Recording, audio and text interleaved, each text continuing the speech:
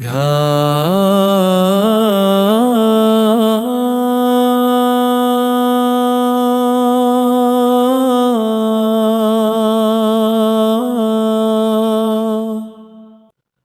علیکم ورحمۃ اللہ وبرکاتہ۔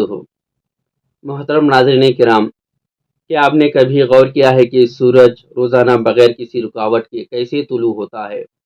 کیا آپ نے کبھی سوچا ہے کہ وہ روشنی کہاں سے آتی ہے جو دن کو چمکا دیتی ہے؟ یہ سب کچھ ایک زبردست قدرتی نظام کا حصہ ہے جسے بنا ہے اللہ رب العزت نے۔ سورج نہ صرف ہماری زمین کے لیے روشنی و حرارت کا ذریعہ ہے، بلکہ اللہ تعالیٰ کی ربوبیت اور حکمت کی عظیم نشانی ہے۔ قرآن مجید میں سورج کا ذکر نہایت خوبصورت انداز میں کیا گیا ہے۔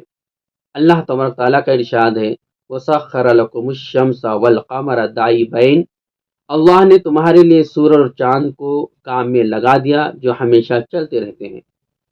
ایک اور جگہ ارشاد فرمایا، لا تسجدوا للشمس ولا للقمر واسجدوا للہ، سورج اور چاند کو سجدہ نہ کرو بلکہ اس اللہ کو سجدہ کرو جس نے انہیں پیدا کیا۔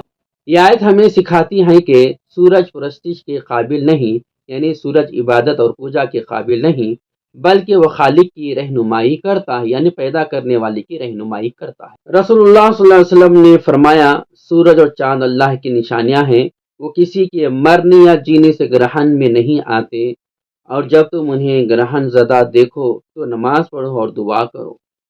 حضرت علی رضی اللہ تعالیٰ عنہ کی روایت ہے کہ ایک موقع پر نبی کریم صلی اللہ علیہ وسلم کے لیے سورج پلٹایا گیا تاکہ آپ نماز عصر ادا کر سکیں۔ یہ معجزہ نبوت کی نشانی ہے۔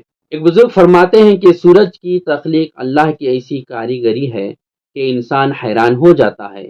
یہ ہر دن اپنے وقت پر نکلتا اور ڈوبتا ہے بغیر کسی کوتاہی کے۔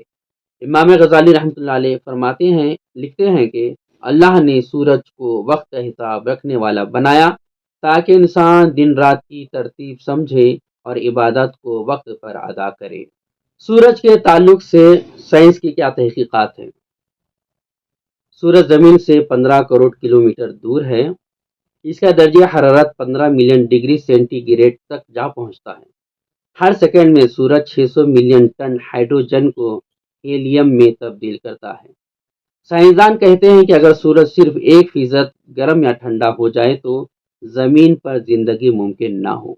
یہ سب کچھ خود بخود نہیں ہو سکتا، یہ اللہ تعالیٰ کا مکمل کنٹرول شدہ نظام ہے۔ پیارے ناظرین، سورج ہمیں صرف روشنی نہیں دیتا بلکہ وہ ہمیں دعوت فکر دیتا ہے۔ کیا ہم نے اس کی روشنی پر غور کیا؟ کیا ہم نے سوچا کہ اگر یہ نہ ہوتا تو ہمارا کیا حال ہوتا؟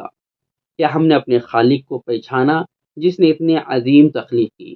اللہ تعالیٰ فرماتا ہے، افلا یتفکرون، کیا وہ غور نہیں کرتے؟ آج کا یہ ویڈیو صرف ایک معلوماتی پروگرام نہیں بلکہ یہ آپ کو اللہ کے قریب لانے کی ایک دعوت ہے۔ آئیے اپنی دلوں کو نرم کریں، اپنے خالق کو پہچانیں اور اس کی بندگی کو اپنائیں۔